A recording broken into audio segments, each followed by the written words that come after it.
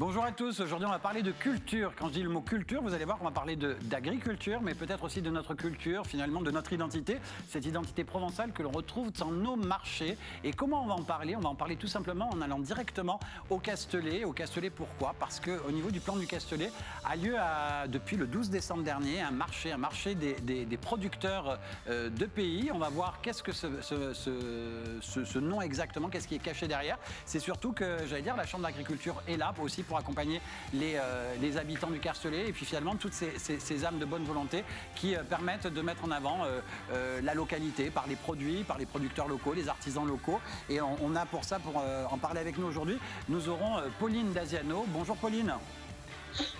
Bonjour. Bonjour, alors toi Pauline, tu es adjointe au développement durable au sein de la mairie du Castellet et finalement tu fais partie des personnes qui ont un peu initié ce projet. Tu nous en parles dans quelques instants? Avec plaisir.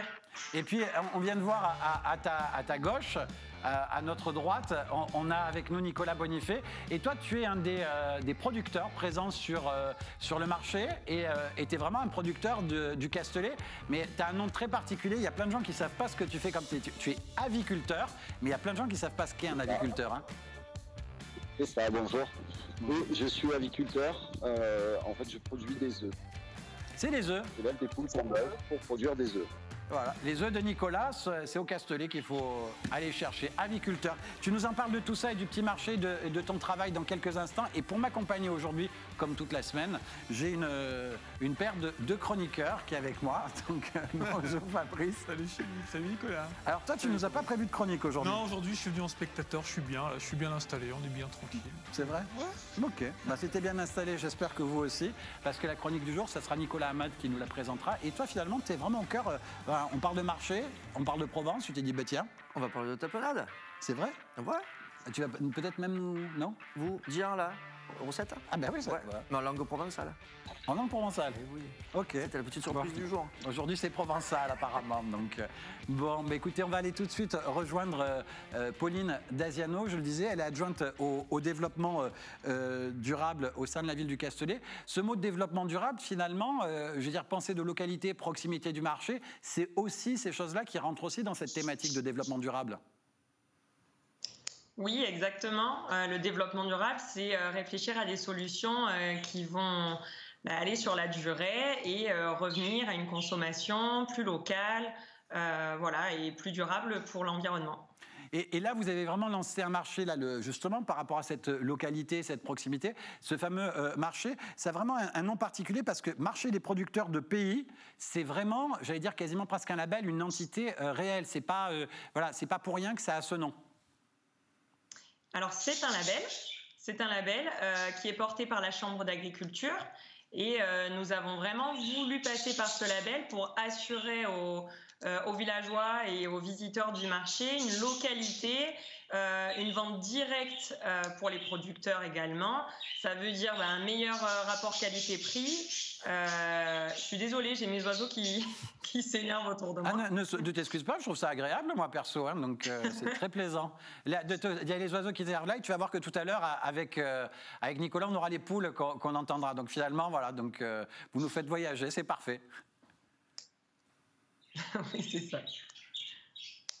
Oui, tu disais donc ce label, c'est vraiment un label porté par la Chambre d'agriculture, c'est ce que tu disais. En plus, vous êtes peu nombreux, c'est-à-dire vous êtes arrivés au mois de décembre et finalement vous êtes la troisième ville du département à porter ce label. Oui, alors c'est vrai que la Chambre d'agriculture souhaitait qu'on démarre ce marché au mois d'avril. C'est peu courant en fait de commencer un marché de producteurs en plein hiver. Vous m'entendez?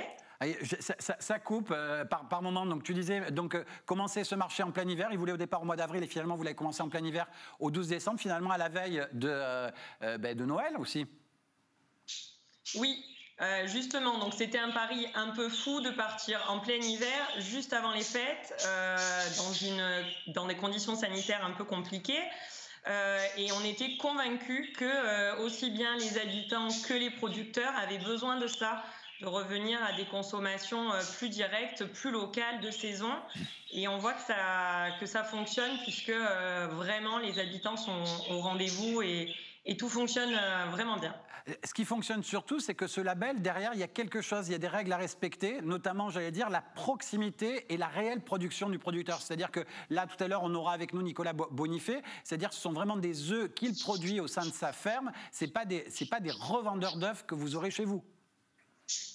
Oui, c'est l'une des raisons pour lesquelles on a choisi de se faire accompagner par la Chambre d'agriculture. C'est eux qui doivent vérifier les dossiers de tous les producteurs qui candidatent pour venir au marché. La revente est complètement interdite sur le marché. Donc on a une majorité de producteurs et on a le droit à avoir une petite partie d'artisans. Par exemple la boulangère, le brasseur, etc. Le boucher. Le boucher, tout à fait. Donc on a le boucher et on a également des producteurs d'autres départements qui ont le droit de venir. À partir du moment où en fait on ne produit pas sur le département, enfin sur le village et sur le département certains produits, on peut accueillir des producteurs en direct qui viennent d'une autre région. Là, ce que tu es en train, c'est-à-dire qu'en priorité, finalement, je pense au miel qui est présent chez vous et d'autres. Avec toi, on va faire un peu la liste après de tous ces produits finalement. C'est-à-dire que vous cherchez d'abord en priorité cette idée de proximité, c'est-à-dire d'abord le Castellet. Si jamais c'est pas le Castellet, vous allez sur cette communauté d'agglos. Finalement, c'est la communauté d'agglos Sud-Sainte-Baume. Donc c'est la réunion de différentes villes comme Évenos, Lacadière, le Castellet, Signes, Bandol, Sanary. Je n'ai peut-être oublié une, je sais plus. Et Saint-Cyr, tout à fait. Saint-Cyr et Ribot.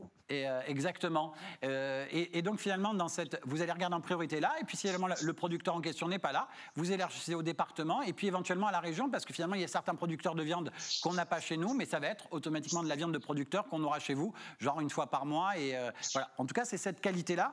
Et je vais peut-être passer la parole à Nicolas Bonifay, parce que l'idée aussi, Nicolas, c'est quand même de valoriser le savoir-faire des agriculteurs locaux en priorité, et surtout vos exploitations. Toi, finalement, en étant là au Castellet, c'est génial pour toi de pouvoir vendre tes œufs directement aux promeneurs, mais que les gens sachent que tes produits, c'est vraiment des produits qui viennent directement de la ferme et qui sont réellement produits là, au Castellet. Oui, c'est une fierté d'apporter nos produits, de mettre un peu en avant tout ce qu'on sait faire sur la commune, de se faire connaître par les gens aussi de la commune. Tout le monde ne le sait pas. Ça fait quelques années, nous, qu'on est ici. Et beaucoup de gens ne le savaient pas. Donc, ça a apporté un peu de visibilité à tous les producteurs locaux. Et c'est une très bonne chose pour nous. Et puis c'est la maison. Ouais. Ouais, toi, c'est tout à côté, parce que tu es au plan du Castellet, tu es tout proche de cette idée du marché. C'est vraiment chouette aussi d'avoir un marché proche. Ça, c'est le côté pratique pour vous, les gens du Castellet, même les proches. C'est-à-dire que là, au moins, et pour nous, j'allais dire, ce qui est intéressant, c'est qu'en venant dans ce marché-là, en fin de compte, ce marché, après, tu nous diras, parce que c'est tous les samedis, justement, de 8h à 13h au plan du Castellet. Ce marché, ça permet vraiment, nous, en fin de compte, quand on y vient, on a la certitude que ces produits, c'est vraiment des produits producteurs. Toi, tu fais que des œufs. Tu as combien de poules au Castellet? En ce moment, 1100 poules. 1100 poules. 1100 poules. Oui. Ouais, déjà, ça fait un peu de bruit, non? Ça fait un petit peu de bruit, quand elles ont faim, surtout. Ouais. En plus, ce qui est marrant, c'est qu'il y a le clocher pas très loin. Et voilà, il est derrière, le clocher, les poules. Voilà. Il ne manquerait plus que les cigales et voilà, quoi. On les a l'été. Oh merde, vraiment, là, il faut faire quelque chose là, pour éradiquer tout ça. Il faut faire un truc. Hein. Oui, je pense qu'il faut faire un courrier à la municipalité. Oui, il faut écrire, oui. Non, c'est génial. C'est des questions, des réactions, Fabrice ou Nico? J'aimerais bien savoir, qu'est-ce qui fait un bon œuf? Il fait un bon œuf? En termes de goût, oui. Qu'est-ce qui fait la différence, véritablement la différence? C'est tout ça, c'est la liberté, c'est le fait qu'elles puissent sortir, picorer un petit peu, trouver sur le terrain un peu de tout, un peu de fleurs, un peu tout ce qui les intéresse. La qualité de la nourriture aussi. Nous, on est donc en bio, c'est des œufs bio. On se fournit chez un marchand de graines certifié aussi. Donc on connaît la traçabilité de la nourriture, des produits, des céréales qu'on leur donne. C'est la variété aussi de ce qu'on leur donne. Elles ne sont pas nourries exclusivement avec du maïs ou du blé. Non, c'est tout un mélange. On a du maïs, du blé, de l'orge. Il y a aussi un petit peu d'algues pour leur apporter un peu tout ce dont elles ont besoin. C'est ce qui fait, je pense, la variété. L'ensemble de tout ça fait la qualité de l'œuf. Voilà, c'est génial d'entendre ça parce que c'est vrai qu'on a oublié des fois que les poules mangent aussi les vers tout simplement dans le jardin, qu'elles ont besoin aussi pareil d'avoir quelques caillasses, des trucs comme ça. C'est voilà, c'est pas juste être enfermé dans une cage, une batterie et hop et puis c'est tout quoi. C'est important tout ça quoi. Et j'allais dire, je repassais la parole à Pauline. Pauline, c'est génial d'avoir ça, mais vous en plus j'allais dire, il y en a 17 pour l'instant de producteurs, mais vous à la limite même s'il y a d'autres producteurs, j'allais dire locaux qui veulent venir vers vous. Je rappelle que c'est les marchés qui ont lieu les samedis de 8h à 13h au Plan du Castellet. Il y a après je rappelle cette identité-là, marché des producteurs de pays. On lieu aussi au Pradé, là c'est le mardi de 8 à 12, à Toulon les vendredis et samedis de 8 à 13. C'est-à-dire que voilà, chacun d'entre nous, on a même sur les sites de la Chambre d'agriculture, peut retrouver finalement la proximité, les horaires comme ça. Et parce que peut-être demain aussi, il y en aura peut-être d'autres dans la communauté d'agglo, peut-être à la Cadière ou d'autres endroits dans les parages aussi. Oui. Alors je sais qu'il y en a d'autres qui vont arriver, en particulier à la Cadière le dimanche matin. Et nous, on est ravis. L'idée, c'est qu'il y ait le maximum de marchés et de possibilités de se produire localement pour les habitants. Donc, on n'est pas dans des notions de concurrence, on est dans des notions d'offrir le maximum d'occasions de consommation durable aux habitants de la communauté d'agglo et des alentours. Donc, j'ai envie que tu me recites certains trucs. Donc, il y a du miel, il y a de la bière, il y a des biscuits, il y a des plats cuisinés, il y a quoi d'autre encore éventuellement? Tu peux regarder la liste, hein, parce que pas évident de retenir tout. Oui, parce que j'ai peur d'en oublier. Non, mais tu as raison, ne t'inquiète pas. Hein. On a du vin, on a le pêcheur. Nous avons des coquillages, de la Seine, de la spiruline, du fromage de chèvre, de Magnaldi. Donc le ça, c'est la Magnaldi à la Cadière, tout à côté. C'est ça. Nous avons du safran, du Beausévieux. Nous avons eu pour Noël, et elle reviendra de temps en temps, les escargots du Pradé. La Dominette, Christine, coucou, que j'ai déjà reçue. Nous avons de la cade, nous avons des maraîchers, le boucher, le boulanger, qui nous fait aussi des biscuits, des crêpes, etc. Et ensuite, des producteurs de viande qui viennent de manière un peu plus ponctuelle. Donc, en fait, vous avez... Finalement, on peut venir faire ses courses, tout simplement, quoi. Pour faire vos courses. Voilà, c'est génial, il y a tous les produits. Il y a des plats cuisinés. Est-ce qu'il y a des trucs genre la tapenade ou des choses comme ça chez vous ?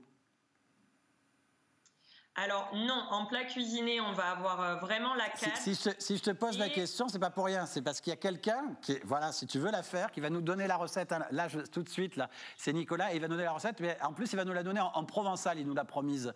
Cette recette en provençal. En provençal. Alors, elle va être en provençal maritime. Exactement, parce que vous savez que dans d'autres émissions, j'avais expliqué qu'il y a plusieurs formes de provençal. Nous, on parle de la forme maritime, notamment le varois, l'ouvarès. Et cette recette traduite en provençal, c'est un ami à moi qui s'appelle Jean-Michel Turc. Alors lui est de Marseille, il a traduit en provençal, donc marseillais. Donc attends, un Turc de Marseille alors. Il s'appelle Jean-Michel Turc, mais il est de Marseille, oui. D'accord. Professeur de provençal sur Marseille, Madura du Philly Bridge aussi. Donc c'est une association vraiment qui défend la culture provençale dans toute la région. On pourrait, pour ceux qui ne sont pas au courant, on pourrait la comparer à l'Académie française. En gros, ça a été fondé par Frédéric Mistral. L'Académie provençale. C'est l'Académie provençale. Je n'avais parlé dans une autre émission, mais on reviendra dessus avec plaisir. Donc voilà, la traduction, c'est juste pour vous dire les différentes formes de provençal. À Nice, c'est le nissard, et plus haut, c'est le gaveau. Donc moi, j'ai pris sa traduction maritime marseillaise. Je vous la encore dire tout à l'heure. Plus haut, c'est le parigot. Et plus haut, c'est le parigot. Voilà. Tout à fait. Sous sa forme varoise, voilà, tout simplement. Et ensuite, pour faire la tapenade, qu'est-ce qu'il faut ? De l'olive. Quel est l'ingrédient le plus important pour faire la tapenade ? Du chou vert. Alors, non, qu'est-ce qu'il nous faut ? Alors, effectivement, il faut de l'olive, mais si on met que de l'olive, en fait, on fait de la pâte d'olive ou de la purée d'olive. En fait, il faut du capre. Et c'est bien le capre qu'on met dedans. Alors, pour que le capre, vous allez le comprendre de suite, parce qu'en fait, en provençal, le capre, on se dit la tapenne. Donc la tapenne a donné le nom la tapenade. Donc s'il n'y a pas de tapenne dans notre purée d'olive ou dans la tapenade, c'est pas de la tapenade. D'accord. Voilà pour ça. Donc le capre, donc c'est la tapenne, l'arbre, la tapenière pour le maritime, la tapère un peu plus haut. Et c'est intéressant parce que c'est bête, parce que c'est vrai que cette dite concassée d'olive, finalement de se dire mais d'où vient le mot tapenade, finalement ça vient de la capre, la tapenne. Tout à fait. D'accord. Donc le capri, voilà, se dit la tapère ou la tapenière. Et le capre, on le ramasse avant la floraison. C'est en fait, on mange le bourgeon. On n'attend pas que la fleur donne le capre. Voilà, je ne sais pas si vous le saviez. Moi, je ne sais rien, moi. Et le caprier, c'est une espèce de petit arbre, une petite tousque aux branches tombantes, comme ça, qui fait des fleurs magnifiques. Voilà pour l'histoire du caprieux. Du caprier. C'est ce qu'on voit là en photo. C'est ce qu'on voit en photo. Qu'est-ce qu'on aperçoit? Tout à fait, voilà la fleur. Tu vois que Sébastien, notre réalisateur, te suit très bien. Impressionnant. En termes d'olives, vertes, noires, c'est... Alors, on peut mettre les deux. Normalement, c'est les olives noires. Mais bon, bien sûr, on la trouve avec les deux sortes, ce que je vais dire d'ailleurs dans la recette. Bon, la recette alors. Vous voulez la recette? Oui, j'aimerais bien. Allez, c'est parti. Alors, on va quitter cette recette qui va veiller. Simple. 18 mortiers, voire une esputillaire. Boutas 200 grammes d'olives nègres, vos verdes, desme huilunade, 200 grammes de tapen, 100 grammes d'anchois, d'ail, come vous agrade, et d'oli du buon. Mettez le tout en petit, comme vous agrade, la tapenade est l'est, pour vous régaler. Bon appétit.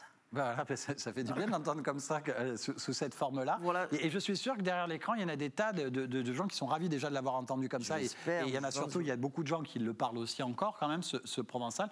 Et finalement, pour moi, qui ai juste entendu des petits bouts par-ci, par-là, et qui en a compris certains mots, mais qui n'a pas tout compris, et qui voudrait la recette, rapidement, ça me fait quoi pour moi?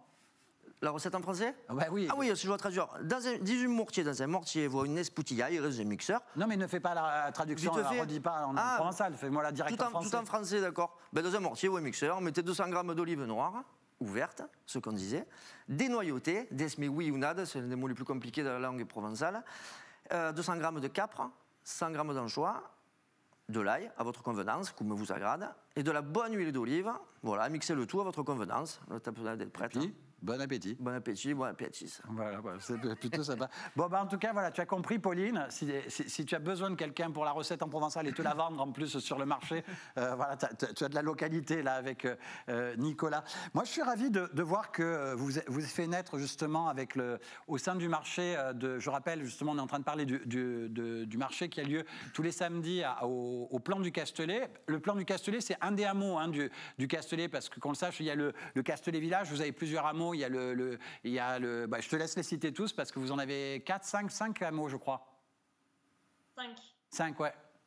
5 hameaux. On a le Castellet Village, qui est vraiment le village médiéval, le Plan du Castellet, le Brûlat du Castellet, Sainte-Anne du Castellet et le Camp du Castellet. Ah, c'était le camp, parce que j'en cherchais un dans ma tête, je me disais, j'en oubliais. Et là, finalement, on est vraiment, j'allais dire, le plan, je veux dire, même si on regarde sur son GPS, c'est marqué Plan du Castellet, on tombe directement, quasiment, sur la petite place, justement. On peut se garer, il faut rentrer, il faut prendre la petite boucle et on va se garer de l'autre côté, si je ne me trompe pas, c'est ça? Oui, tout à fait. Voilà, c'est en face de la pharmacie, sur la place qui s'appelle Irischried. Ah, c'est génial. C'est notre ville allemande jumelle. Donc, il y a de quoi se garer, il n'y a pas de souci. Et surtout, venez nombreux, l'ambiance y est bonne, au sein des producteurs, avec les habitants, c'est le top. Non, le top, et comme tu nous l'as dit, c'est-à-dire vous garantissez que pour nous, on a vraiment la garantie que les produits soient vraiment de vrais produits qui viennent directement et exclusivement des producteurs eux-mêmes et locaux, ou en tout cas le plus proche de la ville du Plan du Castellet. C'est vraiment le savoir-faire qui est là, qui est valorisé local. Et en même temps, c'est aussi peut-être une manière aussi de préserver peut-être cette agriculture et ce patrimoine rural aussi. Oui, c'est effectivement l'un de nos objectifs, c'est de permettre aux producteurs d'avoir leur clientèle, de continuer à vendre, de vendre aussi en direct, parce qu'il y a beaucoup de façons, de réseaux de distribution par lesquels les producteurs ne sont pas spécialement gagnants. Donc pour nous, c'est important. Et comme le disait Nicolas aussi, ça leur donne une bonne visibilité, parce que ça permet aux habitants de les connaître et ensuite d'aller se fournir directement chez eux. Fabrice, vous avez une réaction? C'est vrai qu'on voit dans les médias de plus en plus des reportages sur les marchés, notamment les marchés du Sud, pendant les vacances, où il y a beaucoup d'arnaques, où on voit la répression des fraudes, qui fait des tests sur de l'huile d'olive qui est espagnole, sur les savons de Marseille qui sont pas de Marseille. J'imagine que l'initiative est née de là, c'est-à-dire que l'image des marchés est vraiment affectée par tous ces gens qui essaient de frauder un peu avec le local. Oui, tout à fait. Le bio, le local, c'est un peu une mode, malheureusement. Nous, en tant que petit village, on a toujours vécu là-dedans, donc pour nous, c'est naturel. Et c'est vrai que d'avoir des tricheurs, je suis désolée de le dire, mais qui jouent là-dessus, au final, il n'y a plus de transparence pour le consommateur. Et c'est difficile pour le consommateur d'être sûr de la qualité des produits qu'il a en face de lui. Donc ce label, ça nous garantit, de par des contrôles et des tests de la Chambre d'agriculture, de garantir vraiment la proximité et la qualité des produits aux personnes qui viendront sur le marché. C'est ce que tu dis, pour que les gens comprennent simplement, c'est-à-dire que comme c'est la Chambre d'agriculture qui est derrière, elle a tout de suite les déclarations finalement du producteur, des artisans qui produisent justement ces choses-là. C'est-à-dire que toi, potentiellement, on peut dire oui, c'est fait chez moi. Seul problème, c'est qu'ils ont la quantité déclarée, le nombre de poules, etc., ou d'abeilles. Donc, à un moment donné, il y a des quantités qui ne sont pas réalisables, possibles, etc. Elles sont vraiment là pour vérifier et en plus pour rendre une certaine équité de la diversité des producteurs et des artisans aussi. Oui, c'est exactement ça, permettre l'équité entre les producteurs. Sinon, ce serait trop facile s'il y en a qui revendraient des produits qui ne sont pas produits ici. Voilà, garantir la saisonnalité. Et ils viennent souvent, la Chambre d'agriculture envoie aussi des membres de la Chambre pour contrôler le marché, vérifier que les tarifs soient bien affichés, voilà, vérifier qu'il n'y a rien qui leur saute aux yeux sur la qualité des produits. Je disais équité dans le sens aussi, c'est-à-dire qu'il faut en sorte qu'il y ait un nombre, j'allais dire, que proportionnellement parlant, il y ait vraiment tous les domaines qui soient représentés, pas trop d'artisans, pas trop de producteurs, pas trop de bouchers, etc. Ils veulent un vrai équilibre, c'est-à-dire que dans le panel de places que vous avez, il faut vraiment que ce soit un panel équitable pour que toutes les professions et tous les producteurs locaux soient représentés. Oui, là du coup, c'est vraiment la Chambre d'agriculture qui nous chapeaute, c'est-à-dire que nous, on peut avoir des idées ou envoyer des artisans et la Chambre d'agri a tendance à nous dire attention, on est dans un marché de producteurs de pays, là vous avez trop d'artisans. Par exemple, je pense au savon que j'ai oublié tout à l'heure, qui va venir de temps en temps, pas à tous les marchés. On essaye de tourner. Donc, il va venir d'où le savon ? À Céreste. D'accord. Donc, effectivement, on est dans un marché de producteurs de pays, donc il faut qu'il y ait des producteurs. Voilà, je ne sais pas si c'est l'heure de la récré ou de la messe ou si c'est le moment de passer la parole à Nicolas. Je crois que c'est Nicolas. Toi, tu as une question, une dernière question. J'ai peut-être deux questions. J'ai l'impression qu'il va venir voir vos œufs, hein, Nicolas. La couleur de l'œuf, ça vient d'où ? Avec plaisir. La couleur de l'œuf. Ah d'accord, ok. Ça vient. Alors il y a deux choses. La race de la poule joue sur la couleur de l'œuf. Et après, il y a encore une variation qui est en fonction de la nourriture qu'on leur donne. Tu as raison, parce qu'il y a des œufs qui sont quasiment couleur chocolat, presque au lait, chocolat presque noir. Il y a des œufs blancs, il y a des œufs un peu plus, j'allais dire... Et je parle bien de poules, hein, parce qu'il y a des variétés de poules. Bleu aussi. Tu m'as dit pardon ? Bleu, on trouve des œufs bleus. Oui, tu as raison, une sorte de bleu-vert un peu... Certains qui tirent vers le vert, voilà. Donc la variété de poules joue beaucoup. Et ensuite, sur une même variété, sur une même race, la nourriture il fait aussi. Là, ils me mettent le son de fausse poule, je ne sais pas avec quoi ils les ont sortis, celle-là. J'ai peut-être une dernière question. J'imagine que la poule a une espérance de vie au bout de laquelle on fait quoi de la poule ? Au pot. Alors, l'espérance de vie d'une poule, moi, c'est surtout par rapport à la production. Donc, il arrive un moment où forcément une poule n'est plus très productive. À ce moment-là, je les revends. Donc, nous, on se refuse à faire abattre nos poules. On n'envoie pas de poules à l'abattoir.